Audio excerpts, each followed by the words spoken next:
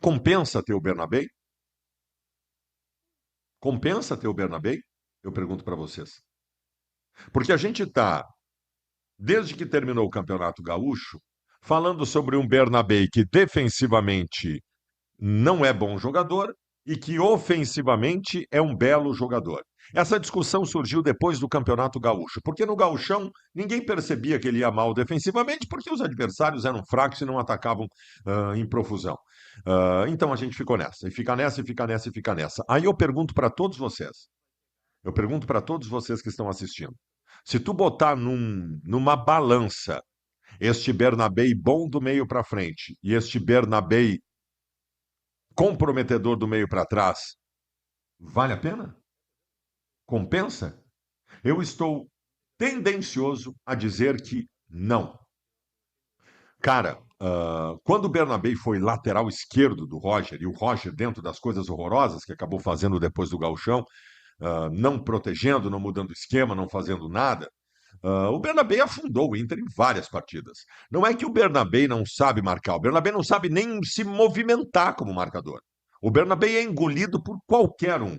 Aliás, lá no Campeonato Gaúcho também. Lá no Campeonato Gaúcho também, para times do interior do estado, teve alguns momentos que ele foi engolido. Agora que eu estou lembrando. O Bernabéu é engolido por qualquer um. Qualquer um que for para cima do Bernabéu passa pelo Bernabéu. É amador ele marcando. É amador ele marcando, né?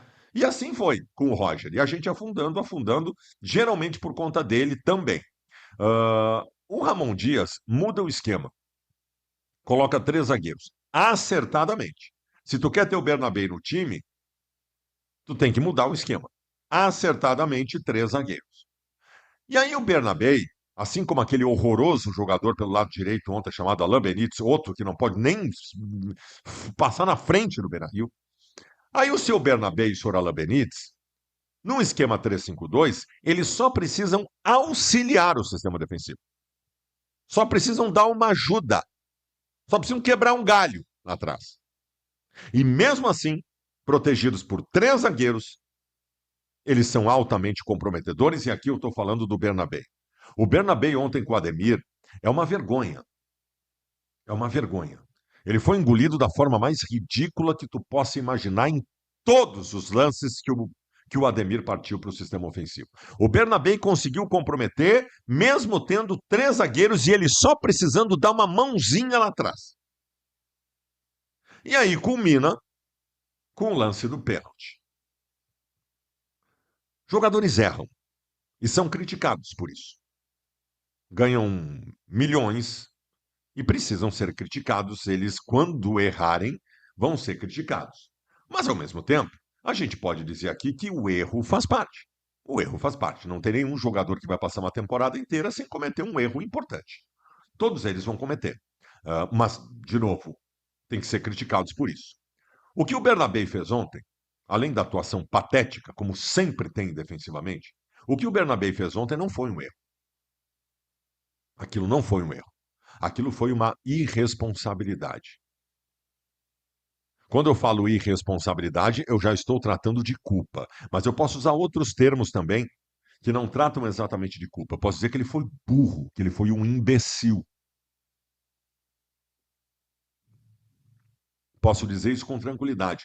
Foi uma burrice o que ele fez, uma imbecilidade. Ele foi um idiota fazendo o que ele fez. Eu posso dizer isso. Eu não estou dizendo que ele é burro e é idiota. Estou dizendo que ele foi burro e foi idiota. Mas aí entra outra questão. Ele foi irresponsável. O Internacional só perdeu o jogo ontem por conta de dois problemas individuais, especialmente com o Bernabéu e o menino que entrou tri bem no segundo tempo no lugar do Bernabéu, que eu quero ele de titular. Mas aí, Cabaço, né, acabou cometendo aquela bobagem lá, também tem que ser criticado, mas esse eu passo pano. Esse eu passo pano. O Bernabéu não. O Bernabéu não. Foi uma irresponsabilidade. Tu tem um jogador passando a 2 metros de ti entrando na área e tu correr ao encontro dele com o braço aberto para empurrar ele, parece brincadeira de colégio. Isso é brincadeira de guri de 6 anos do colégio. Que quando passam correndo, ele vai lá, encontra o cara e dá um empurrão. É inacreditável o que fez o Bernabéu. Não tem explicação o que fez o Bernabéu. E aí eu de novo volto à questão culpa. De novo eu venho falar com vocês aqui sobre irresponsabilidade. Primeira coisa, o Bernabéu tem que ser punido.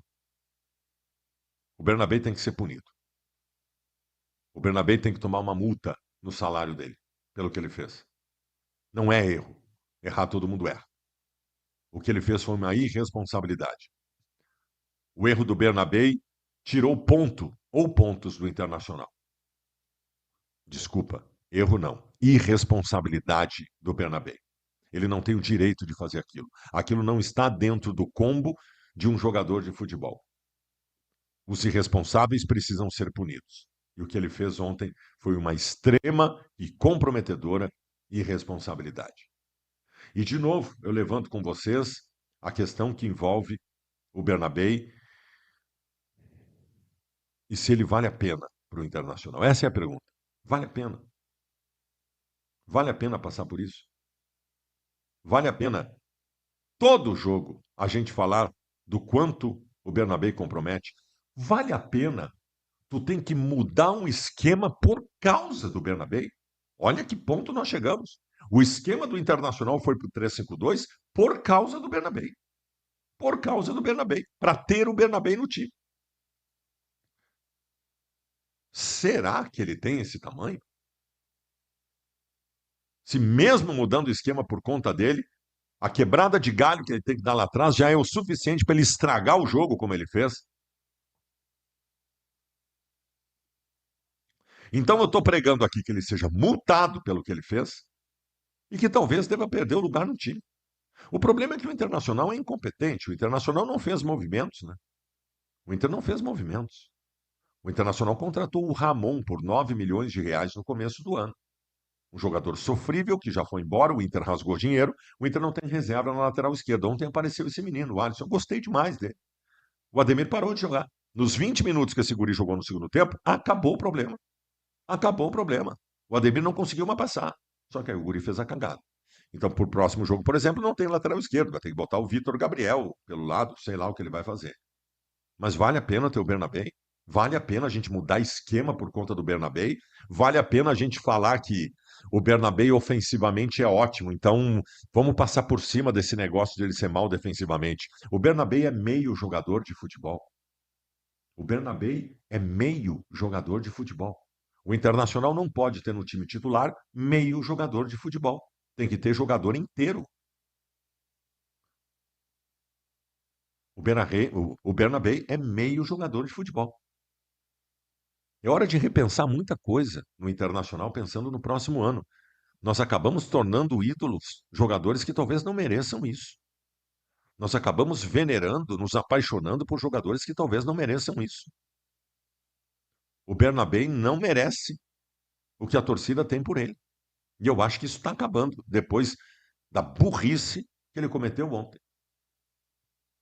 Acho que isso está acabando. Vamos abrir os olhos, gente. Nós estamos vivendo um momento em que a gente acha que o Carboneiro é craque. Nós estamos vendo um momento em que o Bernabé causava comoção entre os torcedores do Internacional. O Bernabé não joga mais nada desde que terminou o Campeonato Gaúcho, gente. O Bernabé não joga nada há 7 meses e nós continuamos. A nossa carência, a gente continua, né? E o Bernabé chega. Chega. Eu acho que ontem deu para abrir os olhos de todo mundo. Deu. Acabou, velho.